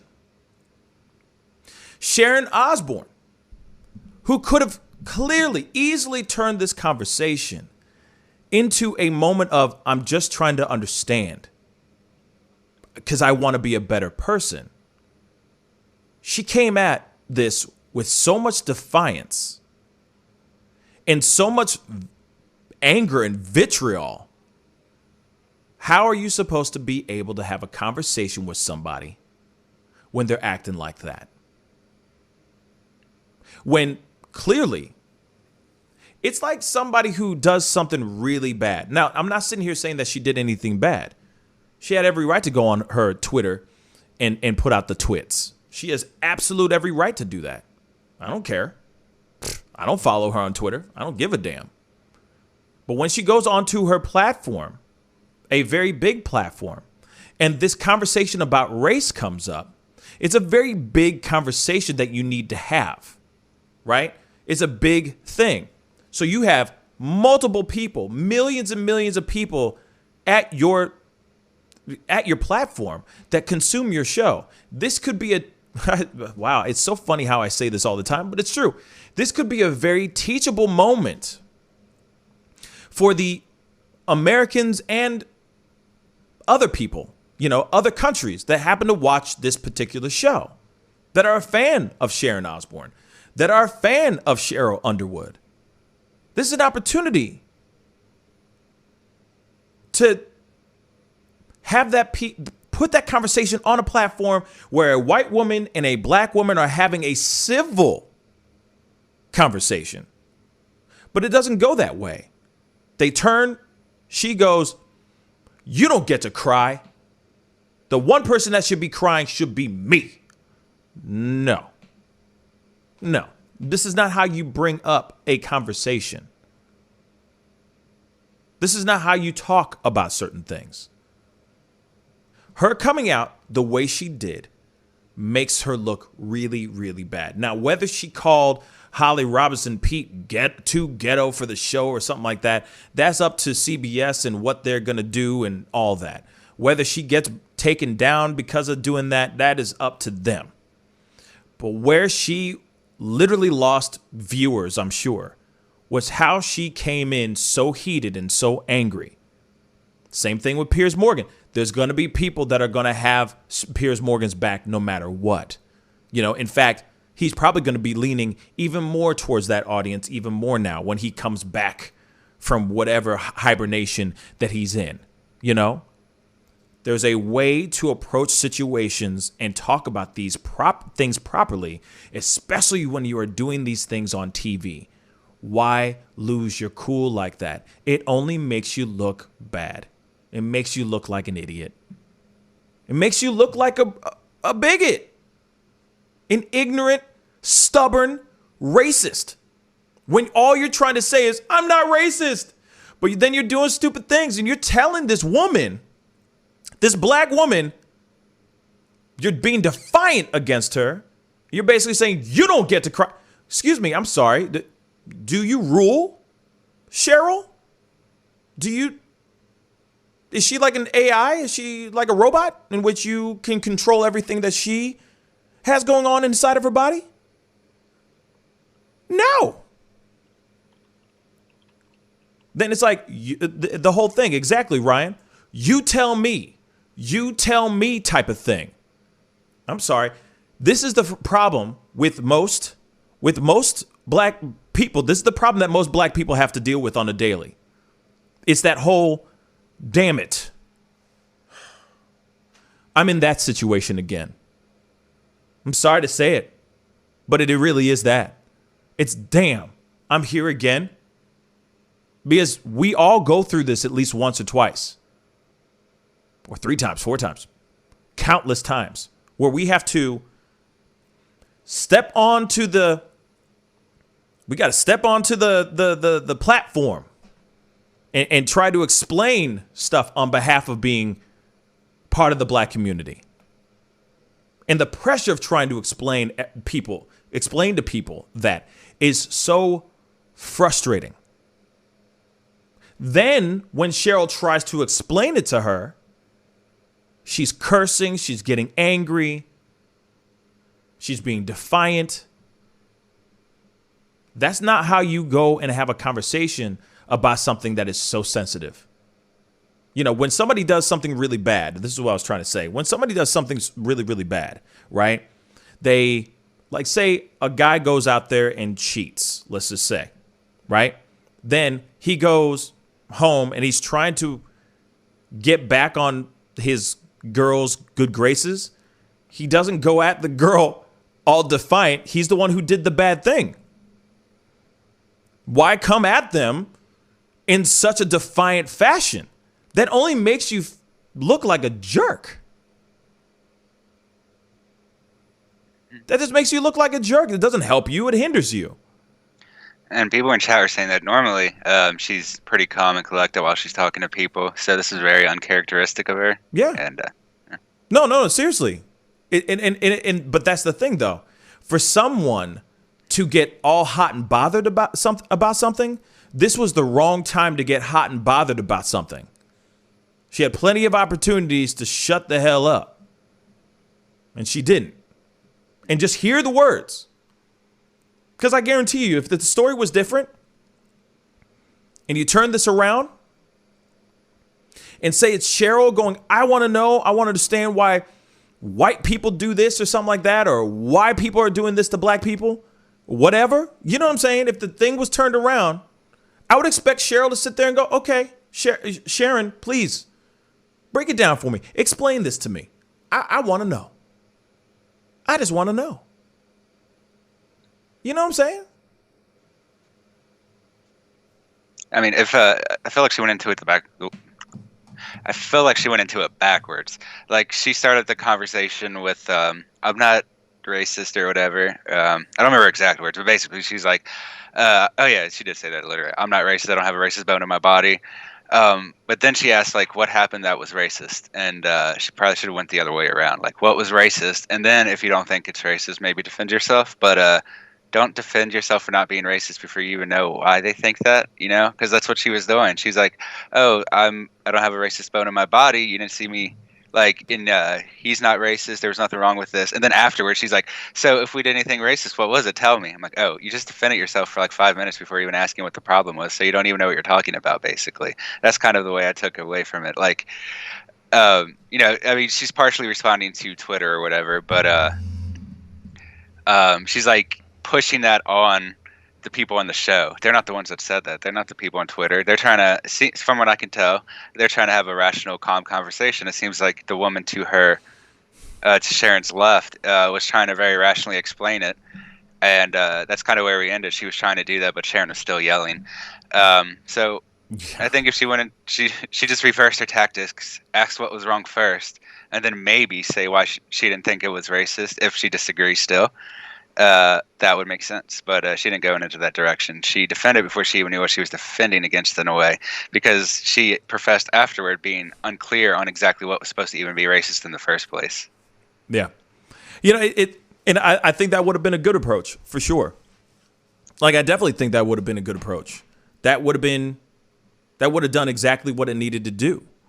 And then it would have been a constructive conversation. And people would have walked away from this situation with more information. You know what I mean? Like, she would have walked away from it. You know what I mean? Mm-hmm. She would have walked away from it, and then she would have walked away from it with a deeper understanding, and it would have been just fine. But at the same time,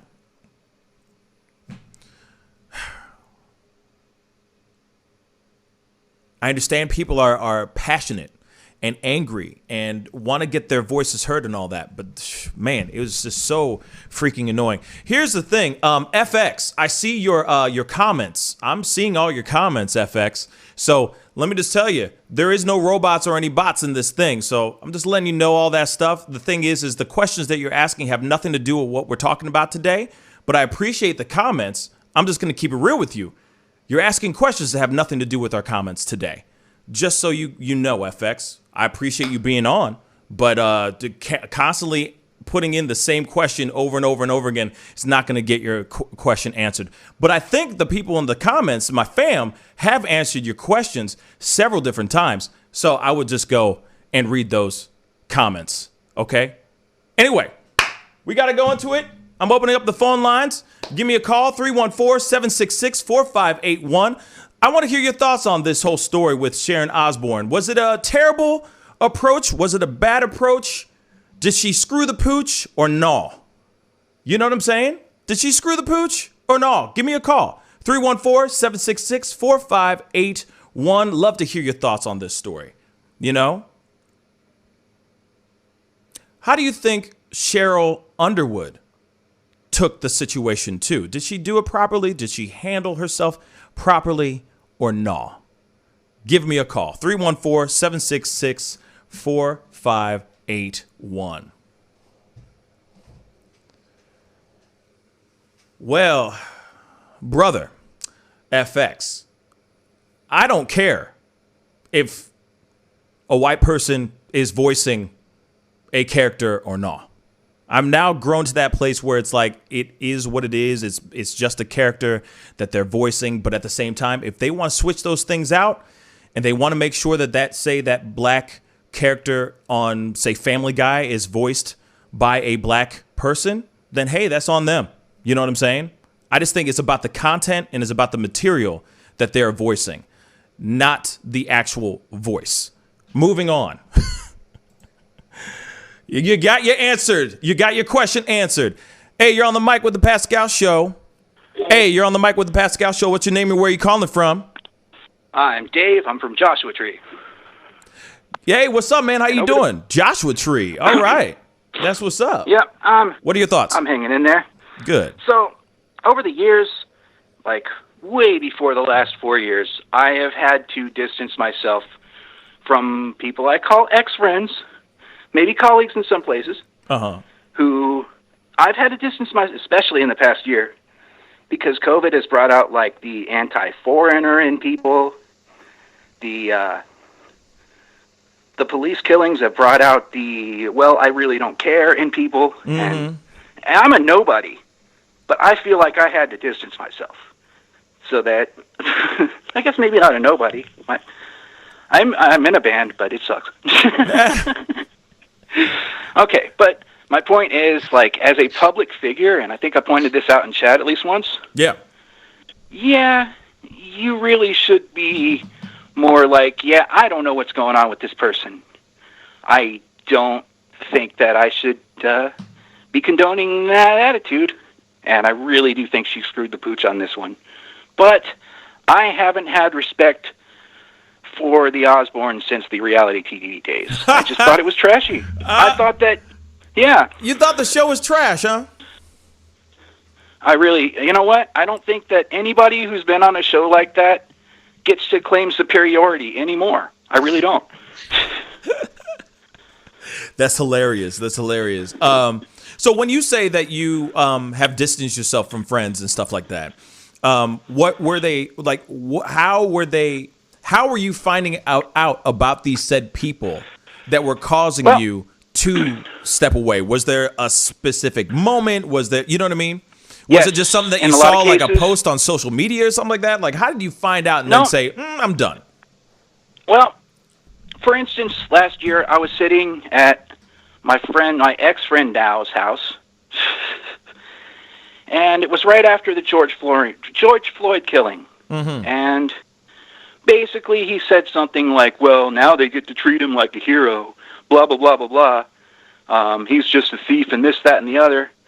And I just felt like, for one, I don't feel like correcting the use of the word hero as martyr. I didn't feel like arguing that with him. But in the other respect to that is, well, yeah, I'm not going to convince you that, you know, he went on to start saying a bunch of stuff about foreigners causing COVID, and I was just, that was the last time I went over to his house. I'm like, well, I guess the only thing that we have in common anymore is that we smoke pot. But we like to get high. That's not enough for me. Yeah, I feel you. Now the thing is, though, is that like was it a thing where you just turned to him and said, "Hey, man, your thoughts and your views about things I don't agree with. I just can't be friends with you anymore," or did it turn into you just weren't returning his texts and phone calls no more? Well, how does that work? You know what I'm saying? Between boys. It turned into an argument that day, and yeah, unfortunately, when I went home, I just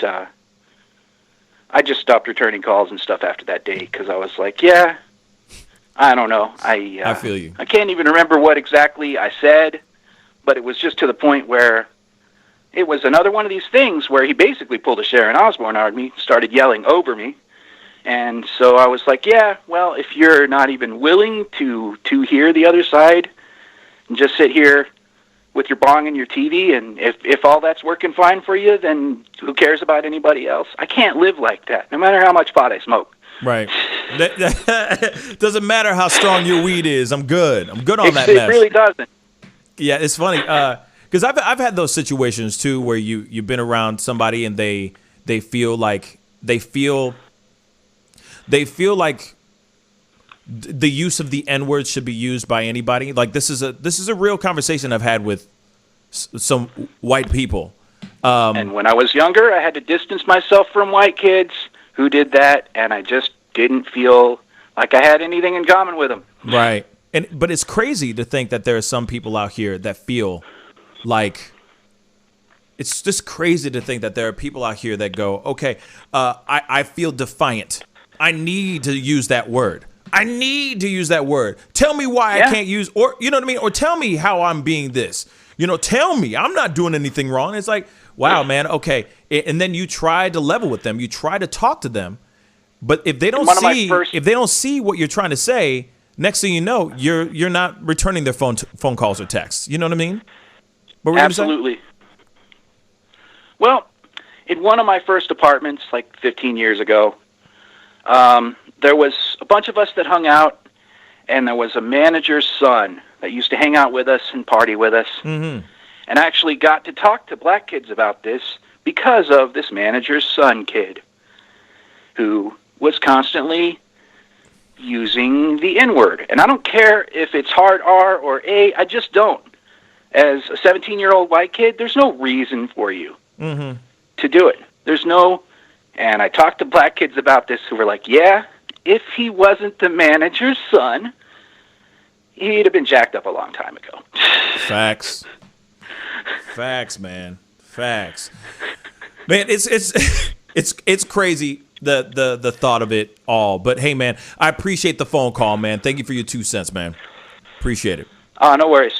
All right, you stay up, brother. You too. Peace. Bye. We got another phone call. I could go on about it. We got another phone call. Hey, you're on the mic with the Pascal Show. What's your name and where you calling from?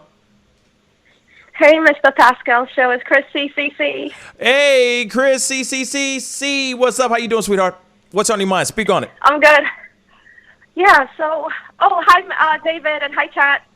How's it going? So, wave, David, wave like you've never David, waved before. Yet. I'm excited. Come on, David. Woo! There you go. See, hey, you made him laugh. Yeah. So we're having a good Monday. All right, so David with the beard is on, and I'm excited. I haven't spoken to him yet, so I'm so excited. His Gandalf beard. You know what I mean? You shall not pass. Okay. So what's on your mind? Speak on it. Okay, so Osbourne. So I agree with you, Mr. Pascal Show. Honestly, I think it's the way you carry yourself. Like you said, there's no racist bone in my body. What are you talking about? How about you have a seat, understand where this person is coming from, and actually look into yourself and see why other people are bothered.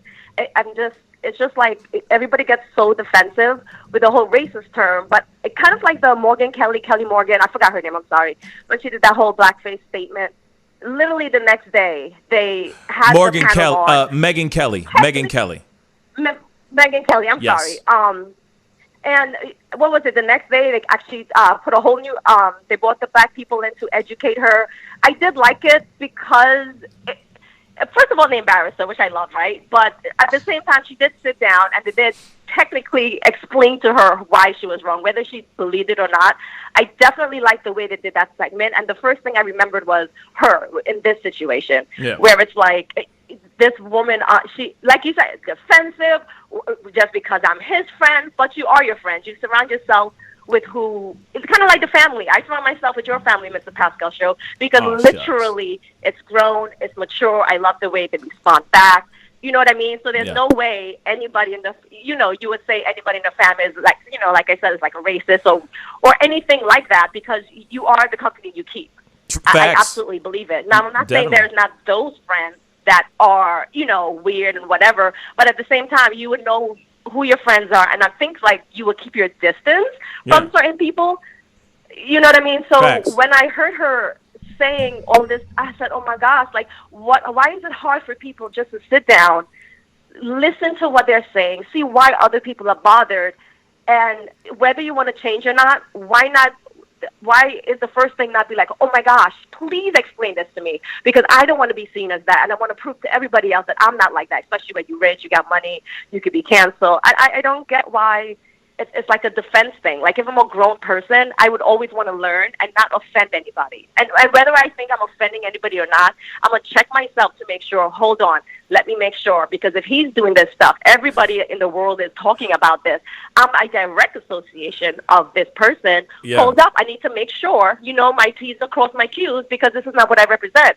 If somebody told me this about my friend, I would say, hold on. Of course, they're my friend, but I'm going to actually go to my friend to talk to them, say, hey, this is what's being said. Really, what's going on? What's so hard about that? Just a simple conversation. I don't need to be like, well, I don't know about this. Yeah, I would say that because I am racist. Because I would say something like, hold up, not me. Instead, I would be like, oh, my goodness. I will sit down. Yeah. Let me take a second, and let me actually listen to see what it is. Did you guys realize I'm not talking as fast today? I told myself, don't go too fast, because the chat would be crazy on me talking a million miles an hour. You're doing beautifully. You're doing beautifully. The one thing, okay, so first off, I totally agree with you 100%. It's why is it so hard to just go through life trying not to harm anybody or just trying to get along? You know what I mean? The Rodney King thing. Yeah. Why can't we all just get along type of thing? I mean, it's very weird to me that there are a lot of people out here that are so set in their ways, but and then on top of that, it's the unwillingness to want to not have everybody feel like they're part of the group. You know what I'm saying? Or feel like they're part of this life, this world that we call this life that we call life. This world that we call life. That suddenly it's, you're an absolutist or you're an elitist. Suddenly it's like, if this person's white, they only hang out with white people, and that's only the way it goes, and blah blah blah. It's like, no, there's more to this than just black and white. There's more to this life than just being around one culture. Immerse yourself in other cultures. Understand how the world works and why there are different cultures and different people out here. Not everybody is khakis and polo shirts. You know what I'm saying? And it's so frustrating that we live in this world that we have to have people out here like myself. Like, sometimes, I said it a long time ago, sometimes I feel like I am like and I feel like a lot of black people have to deal with this, especially if they have a multiracial group of friends. You know what I mean? You always have to deal with that one person that doesn't understand the plight of a black person, and then suddenly you are the Messiah. You are Moses. You are parting the racial Red Seas and trying to cross them over from one side to the other side so that they can fully understand what it feels like or know what it means to be black or whatever race. And it must be, and they have to be super privileged just to live the life they way to want to live it and not be bothered by anybody else's feelings. Like, why should I care about that person? I'm over here. Yeah. No, you care about that person because what you're doing is hurting other people, or you're coming off like I was about to curse. A B.I. da-da-da. B.I. da-da-da-da. Yes. Just don't forget to cross the T's and the Q's too. But that's the thing. Absolutely. But that's the thing. It's like, that's what's so frustrating about it, because it's like, why can't we all live life and just bring love for everyone, not harm? Everyone feels okay. No one likes their feelings getting hurt by their appearance or what they look like or whatever. So why can't we all? And I was just about to say, why do we have to talk about people's weight, their skin color, what they look like, their lack of whatever? What? Oh my goodness! It's just kind of like your show, Mr. Pascal show. I'm looking at your show, and you're black, obviously. Hi. And then Mr. David with the beard is white. Right. I absolutely love seeing, like I told you, I think like the first time I called, I love seeing the different perspective. I miss your Saturday show. I rewatched it. I've learned so much in that oh my goodness, I learned so much in that show. Everybody's calling from everywhere, putting their 16 cents in, how they feel, the whole Black Lives Matter. Should it be it literally listening to everyone, listening to different parts. I'm okay with that. There's a lot of people where if the white guy call or the black guy call, not bothered. Let me type in the chat or let me, go over here until I hear somebody like me. I don't understand why we always have to stick to people that we like. I love sticking to people that I like, kind of like you, Mr. Pascal Show. No matter what caller says something, no matter what chat says something, every time I said, get him, Mr. Pascal Show, boom, he comes, and it's literally my beliefs as well. So even if you had a different belief, I will still right there be with you because not everything we're going to agree on, but most of it, you come from a common sense. You come from, okay, if this was me today, I always see that about you. And that's what I like about you because you go from experience, you go from in general, if you know what I mean. The answers is always in general. And it's just really frustrating when you have other people just you can't explain little, kind of like, you cannot explain anything. The black lady, I forgot her name on the show, trying to explain to her. It's not necessarily what he said, but it's how he said it. Right. And she still is not like, hello, like, did you not hear what I just said? Exactly. It's how he said it.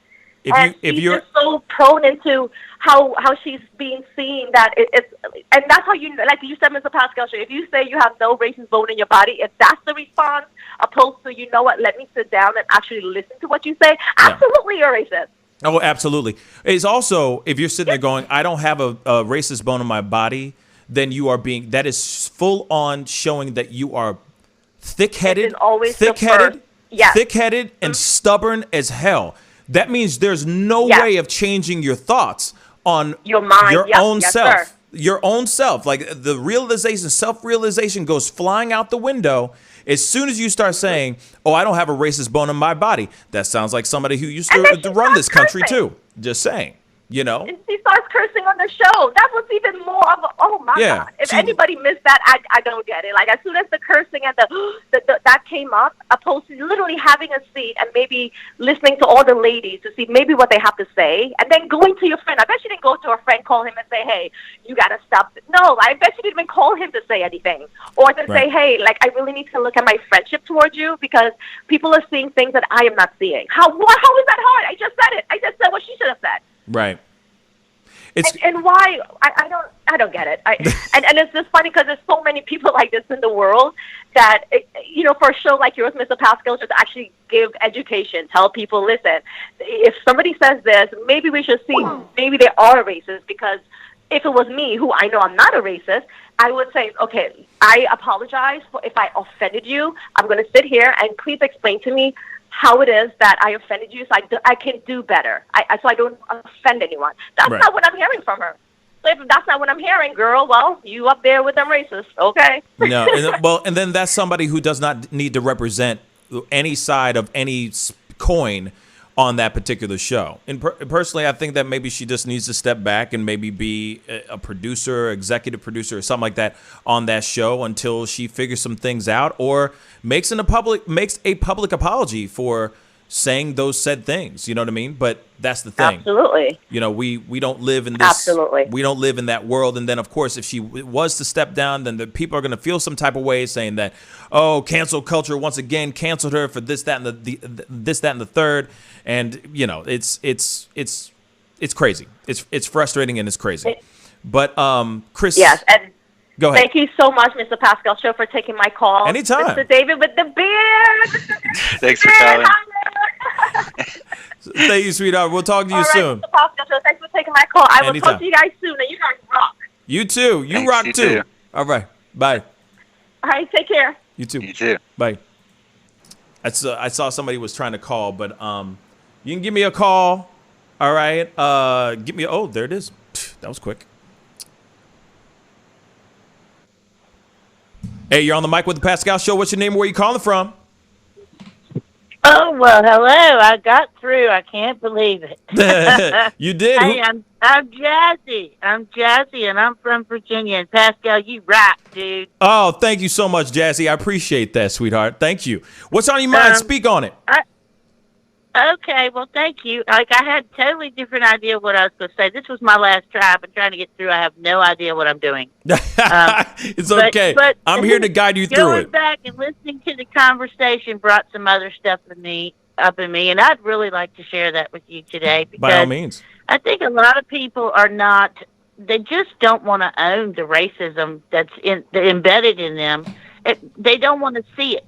Like they're blocking out that there could even be a possibility that it's been ingrained in them in any way, shape, or form. Right. And I say that because I'm speaking from a person who came from a very racist family who does not own the fact that they're racist. Right on. Okay? Okay. I want to share this because I come from Native American, Indigenous American, and Irish background. That's my roots, okay? Right on. And for most of my life, I grew up around a lot of races. I'm 53 years old, so that'll tell you something. Been around a little while. And, save for my maternal grandparents who were Indigenous and met, by the way, in a boarding house for Native children where they were taken away from their families, and they ran away from that place. It was terrible, terrible abuses that went on there. Never forget my grandmother's beautiful tears. I never got taught much of my Indigenous heritage, and in fact, I think they felt they were sheltering me from something by not doing that. I mean, that's just my perception at this point later on in life, and I've chosen to follow that on my own from a young age. Most, aside from what my grandparents taught me, I've learned on my own. What was a big turning point for me, Pascal? My mother was married to an Irishman, and he was a pastor. Here we go with the religious thing again. Okay, I grew up as a preacher's kid, and so I got a real big problem with Christianity today too. But we'll get to that because it's not that I have a problem with Jesus. Mm-hmm. I don't have a problem with Jesus. I don't have a problem with Buddha. I don't have a problem with Muhammad. I have a problem with what people do when they twist these different scriptures to suit their little pedigree of what they're pushing. Mm-hmm. And a lot of that tends to have racial undertones, which gets me. Mm-hmm. So I stray away from that. But I want to tell you something about when I was just in middle school. And, all my life things hit me that didn't seem very Christian to me. I just was born different. I don't know why I was born into this particular family and things went the way they did. But I'm considered the black sheep, and I'm okay with that today. I'm proud of it. But, in school, I was a tomboy. My sister was the cheerleader. I was the ball player. And I was on the girls' basketball team. And I was having a sleepover, which you would call, what did you call those? The parties you'd invite a bunch of girls over. Slumber party. Yeah, slumber party. And I had invited a whole bunch of girls from school, like 10 or 12 girls, and it was all okay, right? Right. And all their moms had said it was okay, and everything was fine. Then come down to the night before. My mom my dad called my mom into the other room, and my mom comes out and says, "Marielle, we need to talk." So we went and talked, and that's my name. I've changed my name since then. That's why I said Jazzy. But that when I was a kid. So so we sat and talked. Mom said, "I understand that." She picked out 3 little girls' names I had on my list. That these little girls are black girls, and I said, "Yes, ma'am, they are." I said I play ball with them. They're my best friends on the team. I've talked to you about them all the time. Mm-hmm. Me and Toby Felicia hung out on a constant. We were like the best. I'm gonna cheer up. This affected me and impacted me so deeply, and for the rest of my life.